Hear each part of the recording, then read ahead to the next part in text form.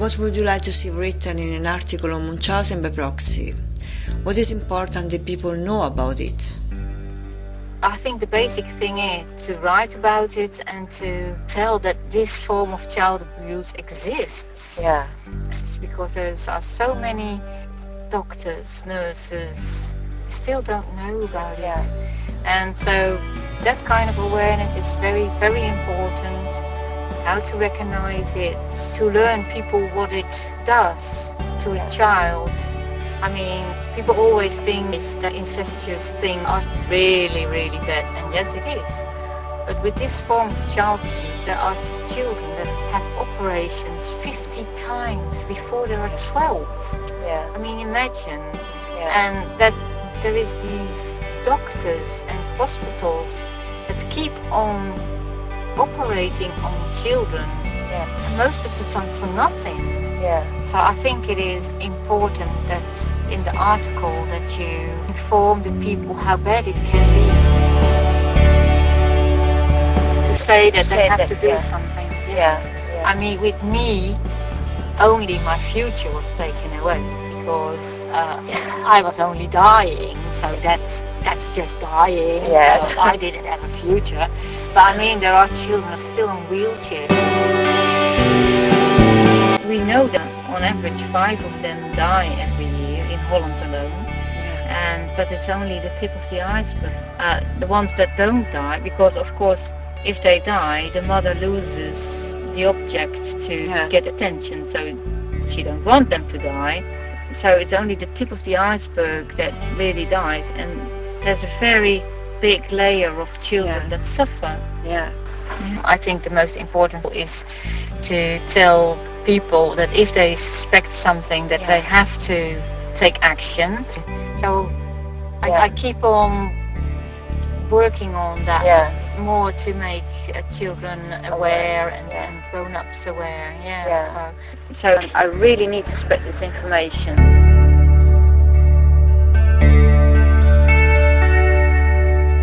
This list is not complete. These are just some examples that we found in the newspapers. We don't want to cause a witch hunt, but please, don't close your eyes.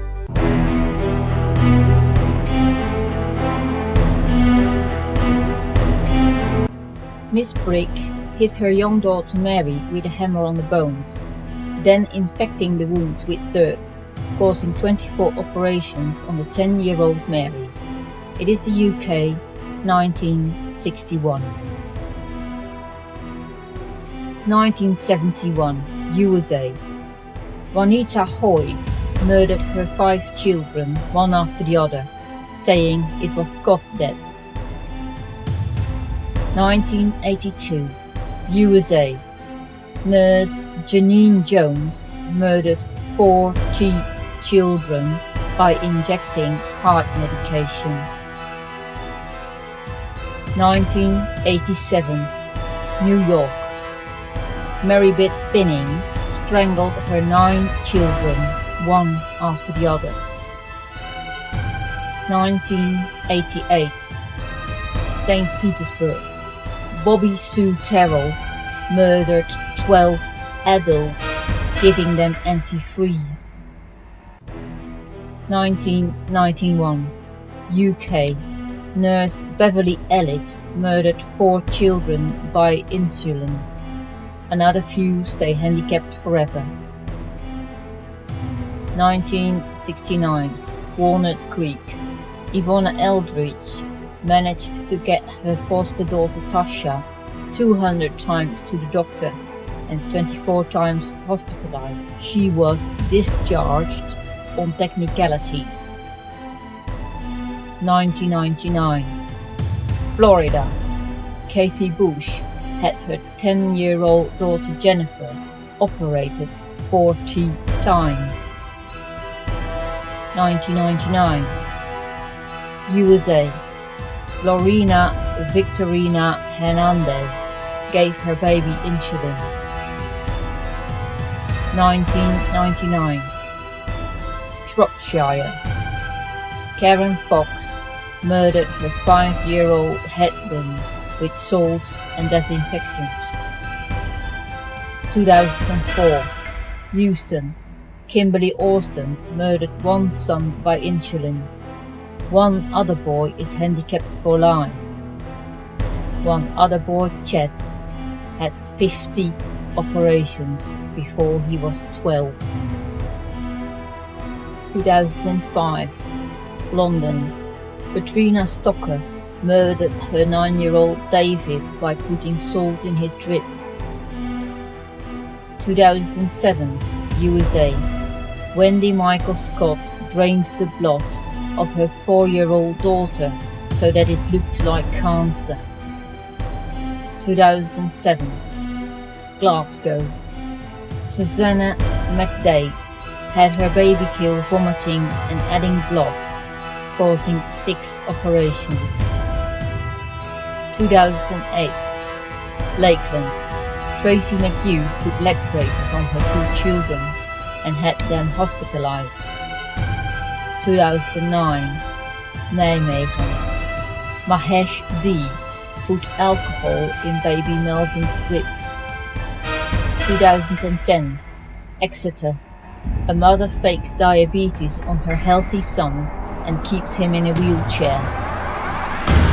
2010, Devon, Lisa Hayden Johnson had her 5-year-old son going through 325 medical actions. 2012, England, a mother of a 2-year-old toddler put disinfectant, water and air in his room.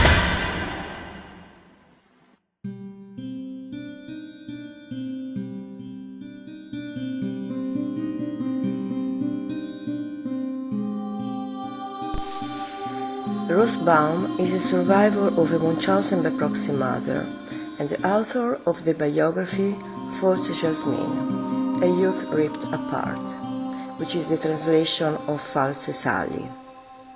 The knowledge about Munchausen by proxy is scarce, and Roos advocates activities to educate people with the aim to spread the knowledge about this form of child abuse and to raise awareness on the importance of intervening to protect the child if something is quite not right. Because she says, "There's nobody who recognizes himself in my story, blame and ask himself, why haven't I seen it? Why haven't I interfered? Like me, all of you were deceived." Thank you so much, Roos. It has been a real pleasure to talk to you. I would like to thank you on behalf of Hope Network and on behalf of the many children who can have a better future thanks to your help.